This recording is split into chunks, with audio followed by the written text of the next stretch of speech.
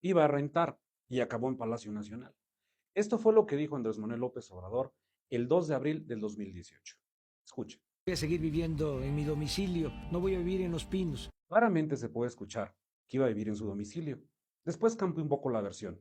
Dijo que iba a rentar una casa cerca de Palacio Nacional, nada lujosa, porque, como siempre, ellos no eran iguales. Acabó viviendo en Palacio, un lujo nada barato que pagamos todos los mexicanos. Veamos la historia. Durante 2018, durante su campaña presidencial, López Obrador vivía en un departamento ubicado en la alcaldía de Tlalpan. En una entrevista realizada en ese lugar, aseguró que la austeridad era el eje rector de su administración y vida privada. Dijo que si se tiene lo necesario para vivir sin ostentación, se es un buen ciudadano, se está bien con uno mismo, con la conciencia y se es feliz. Ahí, en ese departamento, seguiría viviendo si llegaba a ser presidente, lo que vimos en el video anterior. Sin embargo, el 2 de abril, en Cosamaloapan, Veracruz, estaba acompañado en un mitin con su esposa Beatriz Gutiérrez Müller y su hijo, José Ernesto.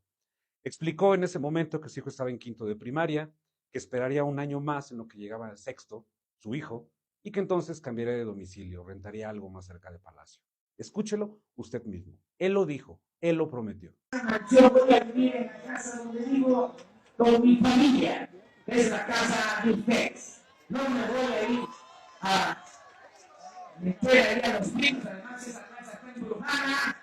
Es de plan de primaria, vamos a seguir ahí, porque la escuela donde estudia está como a 3 cuadras de la casa y muy cerca. Va a estar hasta que se termine el sexto grado, hasta el año que viene, y ya después sí vamos a rentar una casa más cercana al Palacio Nacional, pero no van a ser Los Pinos. Vamos a vivir como viven todas las familias de México. No vamos a vivir con ellos. López Obrador tomó protesta el 1 de diciembre del 2018. ¿Y qué cree? 42 días después ya estaba en Palacio Nacional. En la conferencia de prensa del 23 de enero del 2019, el discurso comenzó a cambiar. Ya no mencionó que rentaría un inmueble, porque se estaba quedando algunos días en Palacio Nacional. ¿En dónde cree? En un departamento que fue realizado, construido, nada más y nada menos que por Felipe Calderón. López Obrador explicó que ya se había quedado a dormir en Palacio Nacional, debido a sus ajustados horarios que manejaba y que analizaba hacerlo su lugar de residencia, que no era una decisión personal, era más bien acuerdo. Reiteró que esperaría a que su hijo Jesús Ernesto terminara la primaria. Por cierto, para esas fechas también había cambiado el discurso sobre el famoso Jetta Blanco, que ya había sido cambiado por camionetas. La justificación de lo anterior fue que solo utilizaría el Jetta para la Ciudad de México, porque para los estados eran mejor las camionetas, eran más resistentes. Y así llegó junio. En la conferencia matutina del 18 de junio del 2019, el tabasqueño informó que ya listaba su mudanza a Palacio Nacional. Aseguró que no habría seguridad extra en el inmueble, pero cerraron de inmediato algunas áreas que estaban abiertas al turismo. El presidente del pueblo comenzó a cerrar Palacio Nacional, donde él viviría. Espacios de Palacio Nacional que eran visitados por turistas y ciudadanos comenzaron a ser de acceso restringido. El Jardín de la Emperatriz, donde hay esculturas de artistas como Rafael Coronel y Sebastián, Heriberto Juárez, y las escalinatas donde están los murales de Diego Rivera, comenzaron a ser cerrados. Según fuentes de presidencia, el plan fue restringir más la sede del Poder Ejecutivo, ahora que se convertiría en la residencia oficial, la casa de Andrés Manuel López Obrador. Palacio Nacional era visitado de 700 a 1500 personas al día. Un detalle curioso, si un reportero de la mañanera pasaba al patio central, se le quitaba su acreditación. Y se supo algo más. El departamento que había dejado Felipe Calderón tendría que reconstruirse, pues solo era una recámara, una sala, comedor y cocina. Es decir, era austero. Y la austeridad de López Obrador lo llevó a remodelarlo, a hacerlo mejor. ¿Qué decía Andrés? Que él en realidad solo necesitaba una hamaca, que necesitaba solo un catre. Jesús Ramírez, vocero presidencial, justificó los cierres, porque dijo que habían sido recomendaciones del INAH, que las escaleras estaban desgastadas y que por eso estaban cerrando Palacio Nacional al público. Negó que todas las acciones fueran por la futura mudanza de la familia presidencial. Y de la renta del inmueble cerca, de que iba a rentar cerca del Palacio, Nadie decía absolutamente nada. La frase se había olvidado. Pero López Obrador lanzó una de las mejores justificaciones para vivir en Palacio Nacional. ¿Qué creen?